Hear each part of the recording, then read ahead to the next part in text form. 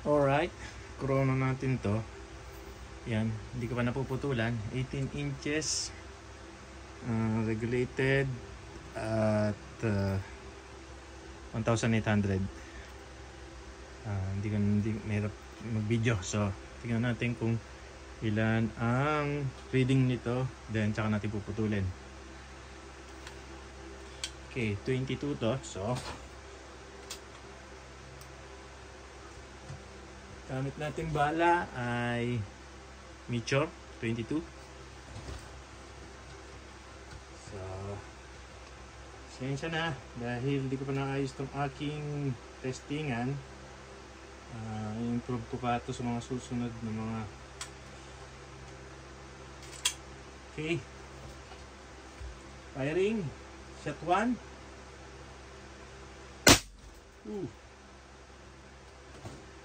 983. Yan sa 18 inches. Parang volume to. Napating sasalita ito eh.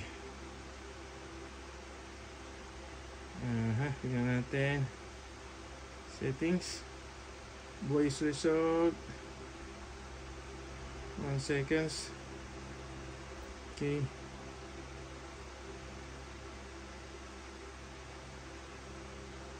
So 983.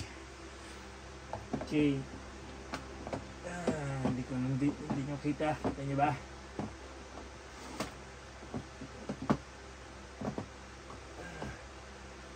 $983. So tatlong shot lang muna. Saka natin putulin. Kung ano ba siya? 983.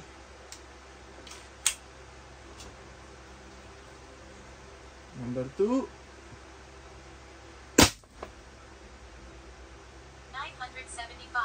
975. Ayun, nagsalita na. 975.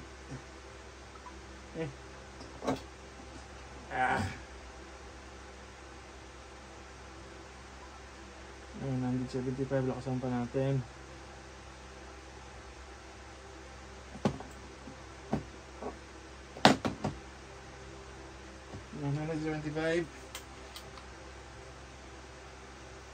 Pwede yung projectile na kailangan ko pang kapalan ang sapin. Number 3.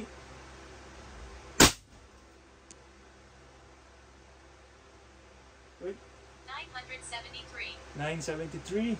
Dalawa pa.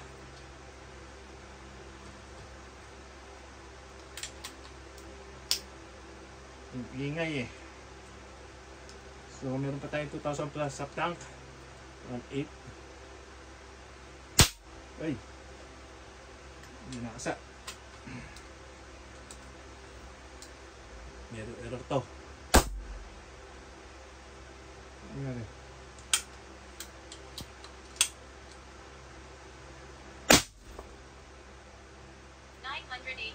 981.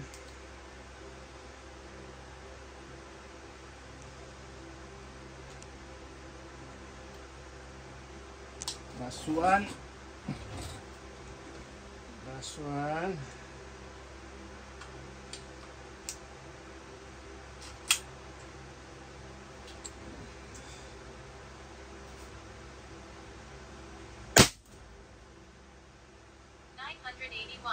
981. So, yan. Ano, puputulan ba natin o hindi? Ayan yung shot niya.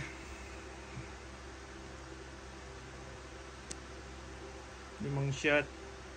981, 981, 973, 975, 983. So, yan. 18-inch barrel, .22. So, may projectile na tumatalsik. So, nilagyan ko na kasi ng rubber dun. Kakapalan ko pala yung rubber. Parang goma, chinelas. Para hindi delikado kasi maraming electronics na tatalsikan eh.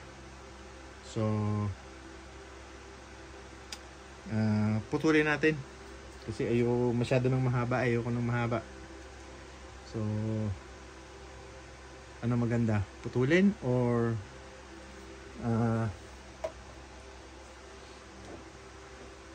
Putulin ba natin? 2,000 pa yung karga sa 2.5. 1.8 ang regulator. So yan. Hindi pa nilalagay yung folding. So ayusin ko to. Siguro putulan natin ng 4 inches. Okay, putulan natin ng 4 inches. Okay na ba sa inyo yun? Kapanghinayang putulan, mukhang maganda yung speed sa 1,800.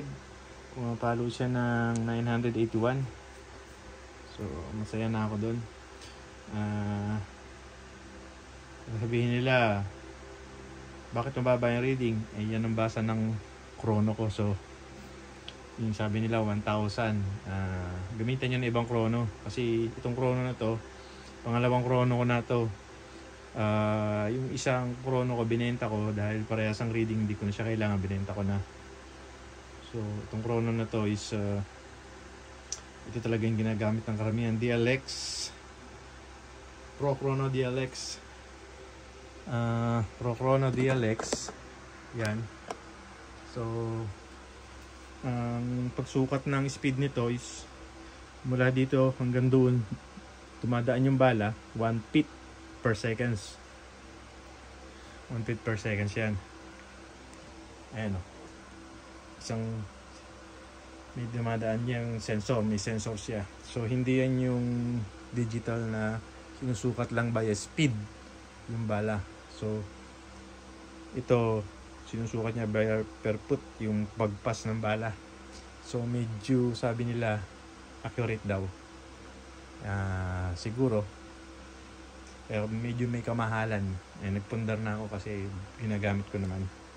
So ayan yung again reading sa 18 inches barrel. Putulan natin ng konti tapos tapusin ko na to. Popos ko ulit. Chrono natin ulit pag natapos ko. So ite-test fire ko to. So mabawasan siguro yung speed pero konti lang. Then kung maganda yung barrel na to, titingnan natin kung maganda tumama. Siguro tignan ko makagawa ako ng video ng groupings niya. Okay, tapusin ko na to. Yun lang muna ngayon. So puputulin ko na to. Alright.